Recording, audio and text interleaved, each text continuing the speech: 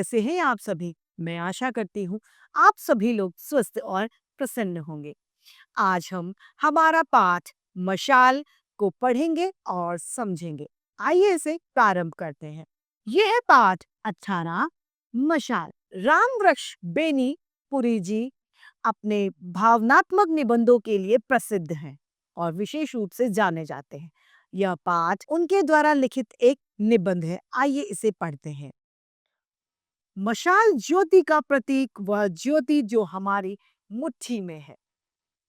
हाँ, मशाल मनुष्य की उस विषय की सूचना है जब उसने पंच प्रकृतियों क्षिति, जल, पावक, गगन, समीर में सबसे भयानक अग्नि पर अधिकार किया, जो मुट्ठी में लिया और विधाता को चुनौती दी। विधाता को चुनौती। ओ विधाता, दिन बनाकर तुम्हें संतोष नहीं हुआ तो तुमने रात बनाई। प्रकाश तुम्हारे लिए काफी नहीं था तो तुमने अंधकार यानी अंधेरा बनाया। अंधकार बनाया और हमें उसमें भटकने, तड़पने, बिलबिलाने, चिल्लाने के लिए छोड़ दिया। हम पुकारते रहे तमसो माँ ज्योतिर्गम्य, और तुम कभी तारे की झिलमिल, चांद की चमक, बिजली की लुक छिप और जुगनू की झुक झुक के बहाने हम पर मुस्कुराते रहे, हंसते रहे, हो ठहाके मारते रहे। लेकिन अब हमारे हाथ में है यह मशाल। क्या है? हाथ में मशाल है, अंधकार को काटने वाली। मशाल ज्योति का प्रतीक है, वह ज्योति जो हमारी मुट्ठी में है। मशाल को इस तरीके से पकड़ते हैं तो मुट्ठी में हमारी ज्योति है। गैस और विद्युत की दुनिया में रमने वालों, जरा अपनी कल्पना को पीछे ले जाइए, अपनी सोच को पीछे लेके जाएं और तुम्हें मशाल का महत्व पता चले। कल्पना करो कि उस जमाने की जब पहले पहल मानव इस धरा धाम पर अविकसित हुआ करता था, यानी जब मानव विकसित नहीं हुआ था, उसके पास सुख सुविधाएं नहीं थी। उस समय की कल्पना करो, जब गैस नहीं थी, बिजली नहीं था, घर मकान नहीं हुआ करते थे। उस समय को आप जरा सोचिए। उसने देखी होगी उषा की लालिमा, पखेरुओं के कंठ से कंठ मिलाकर वह भी आनंदित कर उठा होगा। उसने देखा होगा दुपहिया का दिपदिपाता प्रकाश कुंज, किसी वृक्ष की छाया तले यानी किसी पेड़ के नीचे बैठा वह एकटक उसे देखता और चकाचौंध से चमत्कृत होता रहा होगा। यानी वो देख रहा होगा कि कैसे कैसे ये सब कार्य हो रहे हैं। फिर उसने देखी होगी संध्या की यानी शाम की वह पहली लालिमा, वही पक्षियों का कलगान। लेकिन इस लालिमा को देखते ही वह सहज उठा होगा। क्यों? क्योंकि अब रात आने वाली है, जो कि अंधकार यानी अंधेरे की माता है। अंधकार कितना बड़ा आतंक उसके लिए था, यानी अंधकार बहुत बड़ा डर था उसके लिए।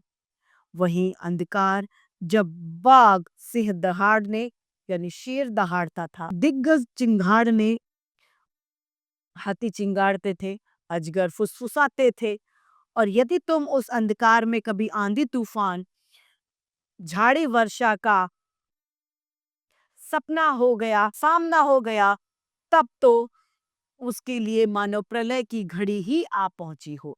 इतनी भयभीत हुआ करती थी वो रातें, जब शेर दहाड़ते थे, हाथी चिंगाड़ते थे, सांप फुसफुसा रहे हैं, और आंधी तूफान यदि आ गए तो सोचिए क्या हालत हुई होती।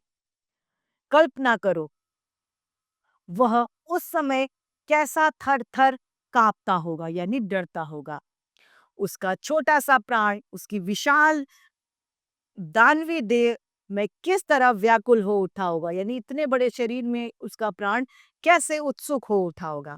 अजी, मनोवैज्ञानिक से पूछो उस अंधकार युग का कितना आतंक अब तक बना हुआ है। विद्युत के जगमग में रहने वाले जीवों आतंक अब तक बना हुआ है और न जाने यह आतंक कब तक अंधेरे का बना रहेगा। हाँ, जरा अपनी कल्पना को पीछे ले जाओ, तब अपनी मुट्ठी में इस छोटी सी चीज के महत्व को आप समझोगे। अंधकार ही तो नहीं, पंच प्रकृतियों में से सबसे प्रबल पावक भी क्या उसके लिए कम आतंक, कम अभाषिका का कारण रहा होगा।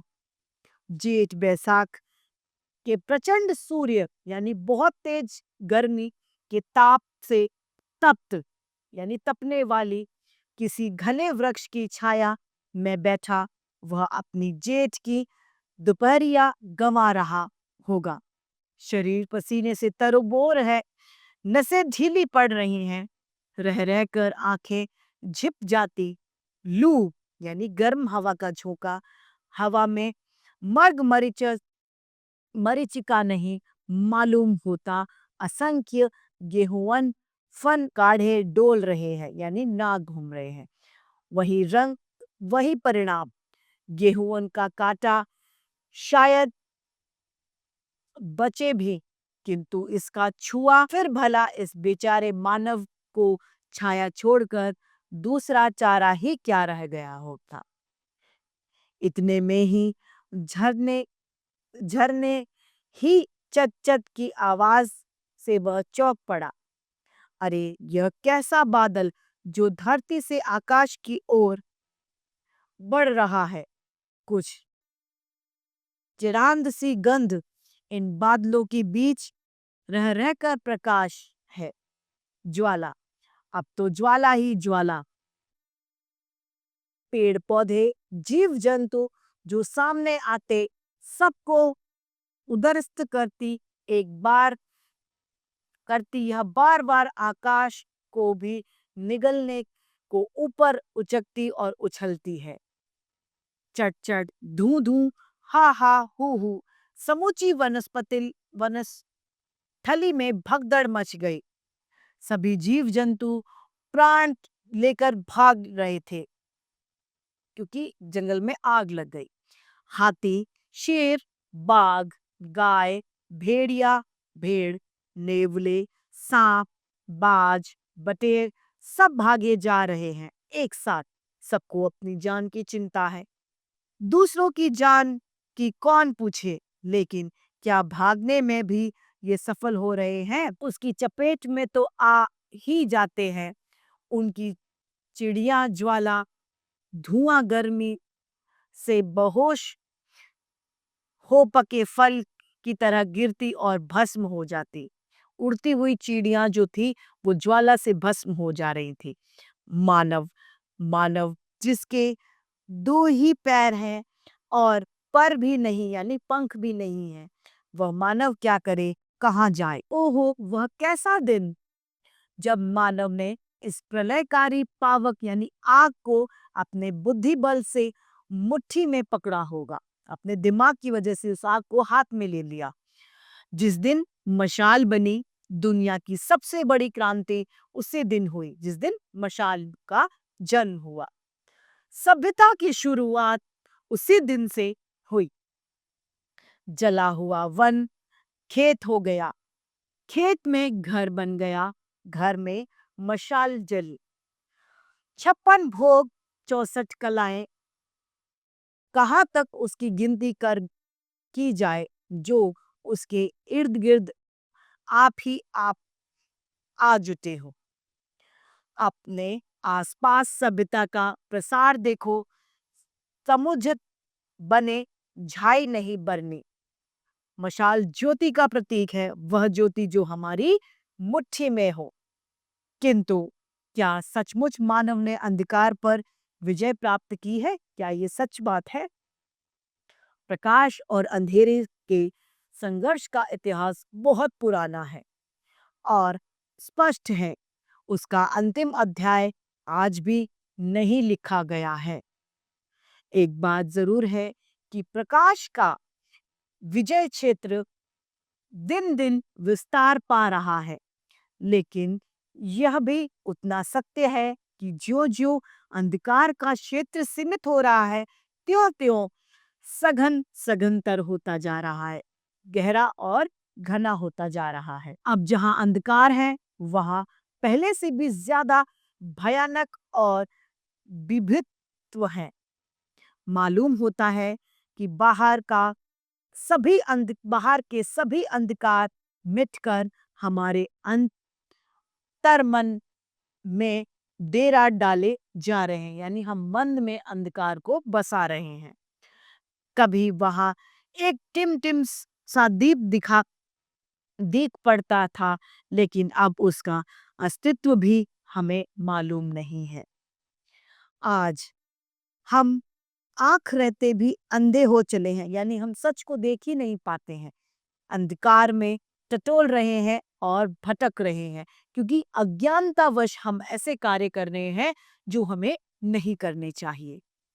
चारों ओर शोषण हो रहा है, उत्पीड़न, मारकाट, खून खराबा, तड़पन, छटपटाहट, आह ऊह और चीख पुकार। उस सब के बीच में गहरी रंगरलियां और रासलीलाएं। यह होली कोत्सव, यह अट्ठास मान सचमुच तो आंख रहते अंधा हो चला है, क्योंकि तुम सही और गलत को परख नहीं पा रहे हो, तुम न्याय नहीं कर पा रहे हो, तुम धर्म पर के मार्ग पर नहीं चल पा रहे हो, हर जगह गलत का साथ दे रहे हो। इसलिए मानव, सच में आज तुम आंखों के रहने के बावजूद भी अंधे हो चले हो। अंधकार में भटक रहा है मानव। फिर क्यों न तुझे वह अपनी पुकार याद आए, तमसो माँ ज्योतिर्गम्य, यानी ज्योति की तरफ में आप चले। तो इस तरीके से हमारा ये पाठ समाप्त होता है। मैं आशा करती हूँ आप सभी लोगों को यह पाठ भली भांति रूप से समझ में आया होगा। आज के लिए इतना ही, फिर मिलते हैं। धन्यवाद।